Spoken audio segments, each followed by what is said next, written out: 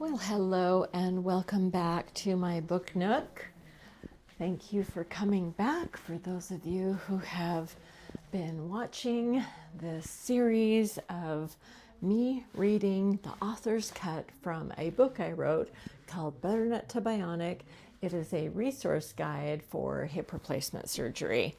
My name's Tiffany Anderson. I am the founder of Anderson Therapeutics. I'm a health educator, a wellness coach, patient advocate, and my channel, Aging Well, is sharing my own philosophy of how I not only coach other people, but how I have helped other people better manage chronic conditions and how I am managing my chronic conditions.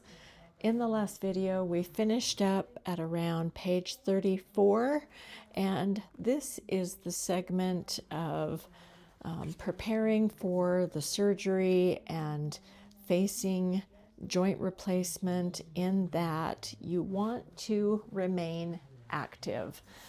For all three of my hip replacement surgeries, I had early morning surgeries, and I also, using my 24-hour gym, I was at the gym the day of surgery, if only to do a little bit of cardio strength training, breathing exercises, anything that was going to give me an extra immune boost, a little endorphin rush, and help with the stress, because surgeries are frightening. They're painful, they're intrusive, they're expensive.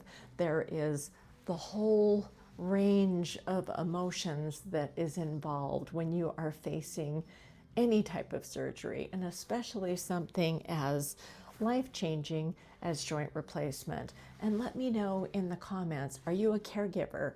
Are you another patient advocate? Are you someone who is either living with joint replacement currently, as I am, or are you preparing for surgery, or feel that perhaps a joint replacement, hip, knee, shoulder, any joint, might be in your future? The resource guide that I put together, the recovery tips in this book, apply to nearly every type of surgery. The activity that I did the morning of, that certainly may not work for everyone. For me, because I've been active in sports and very fitness conscious my entire life, and having a morning workout is part of my routine. It's part of how I have lived my life, certainly for all of my adult life. And even on the days when I'm feeling my worst, that any type of movement, even if it's just a really small, minimal routine, I incorporate movement into my morning every day, and then as much as I can throughout the course of the day to remain active. In the book, I list all sorts of different types of stretching routines, and as I've worked in a clinical setting before, and even with people who have been wheelchair bound, or certainly even bound to a hospital bed. I've worked with patients who have, been treated for cancer, and certainly there's very limited movement, though there's always something, even if it's toe tapping or, turning your head from side to side, the deep breathing exercises that are expanding your lungs and your diaphragm and your rib cage.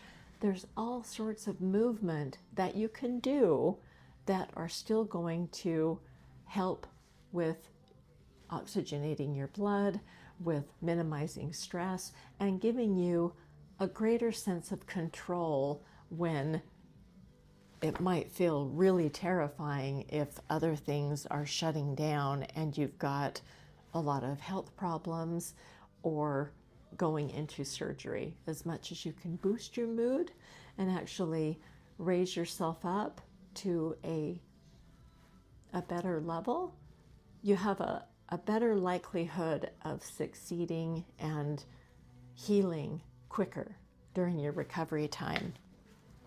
Over on page 35, then, I talk about supplements and nutritional support.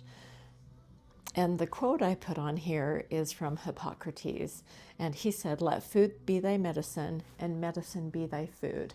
Food is definitely medicine in my world, and more so now than ever before.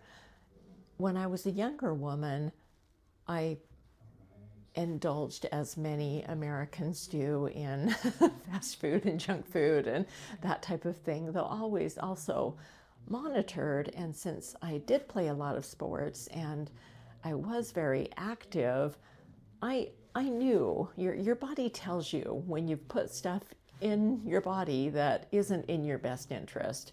We've all had a little sugar binge, or the sugar highs, or dove face first into a bag of potato chips, or whatever the case may be, and then you pay for that afterwards. And as an adult, I've liked to say that I learned from my mistakes. And when I began studying the field of health, knowing that practicing what I preach, especially when I became a parent, and I was role modeling my behaviors for a little one that I wanted to, show a better style of living, and certainly more moderation, portion control, all those type of things. Food has always been something that is important to me.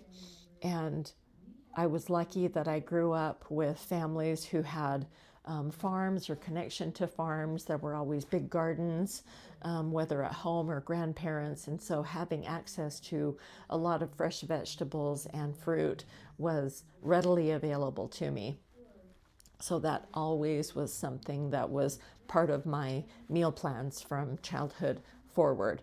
And as I later then was a vegetarian for a while, and after I watched the film, now this is the cookbook, but if you've heard of Forks Over Knives, that documentary blew my mind. And I didn't see that until I was much older and actually teaching nutrition at the academic level.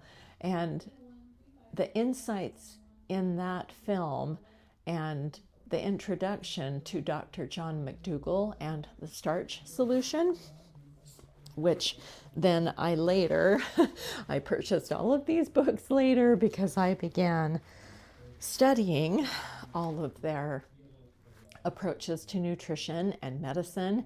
And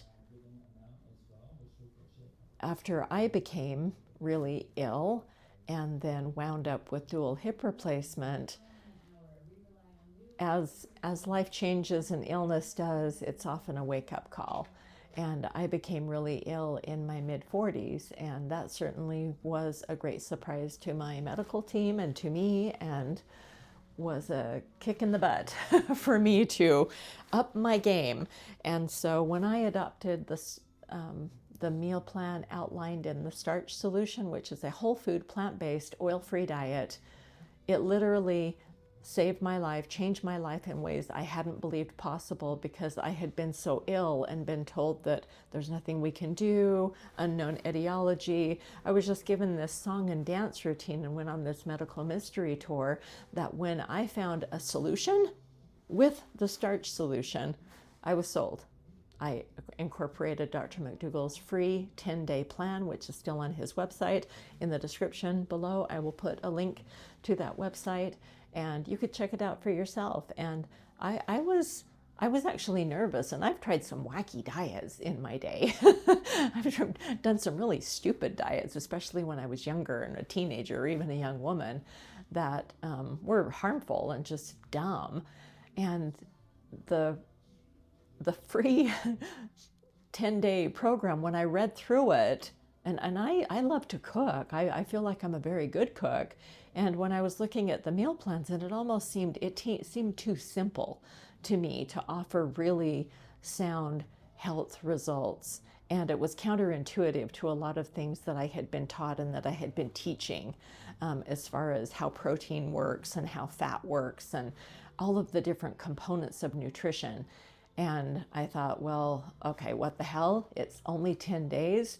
And the experiences, the benefits that I wound up with in 10 days were remarkable. They astonished my doctors.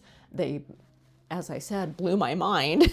And I never went back, and I've been practicing that ever since. If you've seen some of my other videos, I'm in the midst of a 3-day potato focus journey challenge right now, just to give myself a break from caffeine. That's a stimulant that Dr. McDougall and others discourage, especially for those of us who have had high blood pressure in the past. I don't now, though I do monitor my caffeine use, and I wanted to give myself a break and set myself up for my 2026 health goals.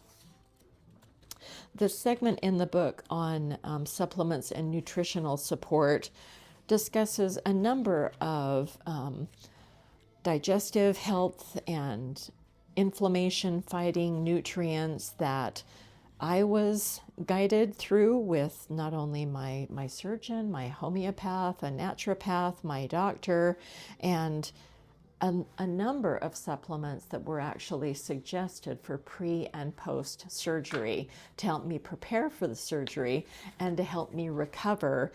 Because if you consider anesthesia, the anesthesia that we definitely need to go through something, invasive like joint replacement surgery, the chemicals in that are very impactful, they put our colon to sleep.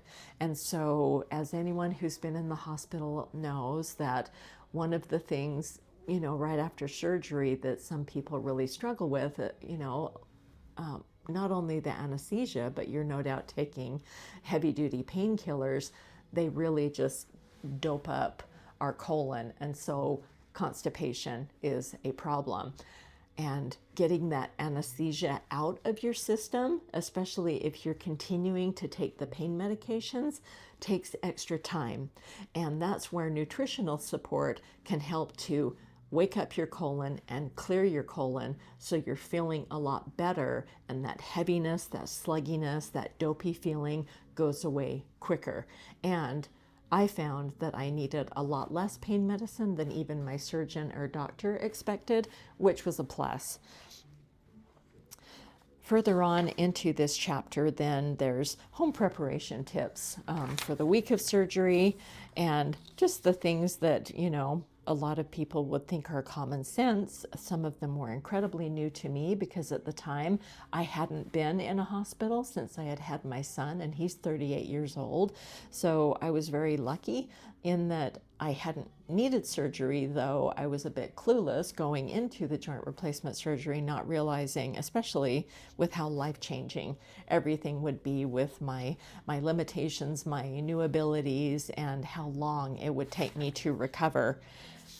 I go room by room of all of the different ways that I prepared the space ahead of time, which was a benefit, that since it wasn't an emergency surgery, I had time to prepare things like meal prep and moving furniture around, removing fall hazards, and even talking about the different personal items that I took for surgery, and those really glamorous items. If you've ever had to wear compression hose, and the long compression hose, that there's nothing attractive about those whatsoever. They are wonderful for protecting your body as the veins and the arteries heal after so many deep incisions and all of the installation of the bionic parts. Those compression hose are essential, though getting them on and off and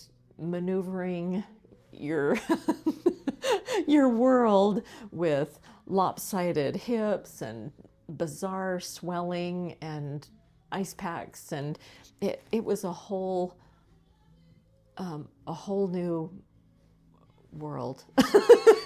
I'm not going to sing a Disney song. It was really humbling. It was really just overwhelming to me. And even learning how to use the dressing tools. I had I mean, I felt like I was pretty strong. I've been strength training since that was a treat for myself when I turned 30. I had been more into cardio, running, that type of thing, cycling and everything prior to that. And when I turned 30, I decided to start strength training just because I knew that my bone bank had capped, and as women get older, we tend to lose bone a little bit quicker. So strength training, great way to protect that.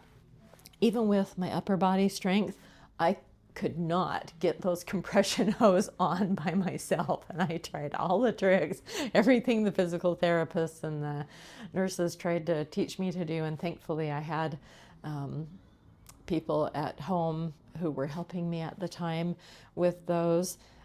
They were just unpleasant. This is some of the,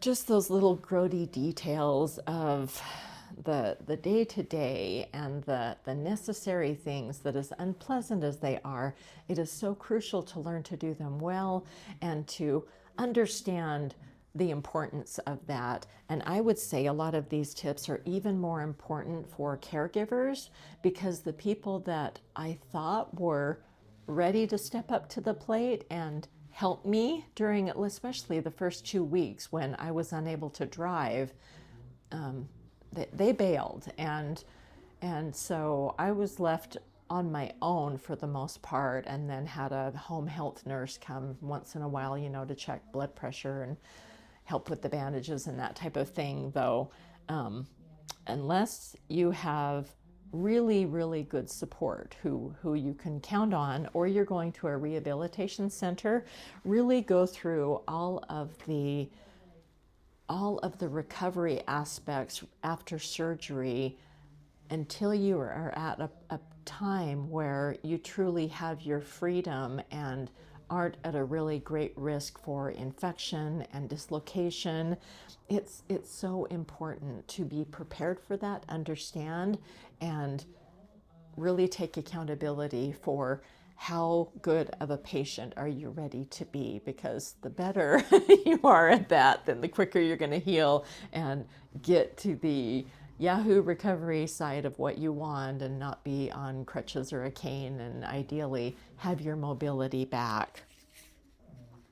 I talk about the day before surgery and then the day of surgery, and additions that I took along, such as listening to guided imagery during the surgery. I wanted to have positive affirmations.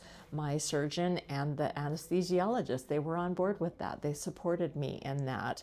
I used arnica. It's a homeopathic that's really great to speed healing. Even my surgeon suggested that. It's a great supplement that is also, been used for many, many years.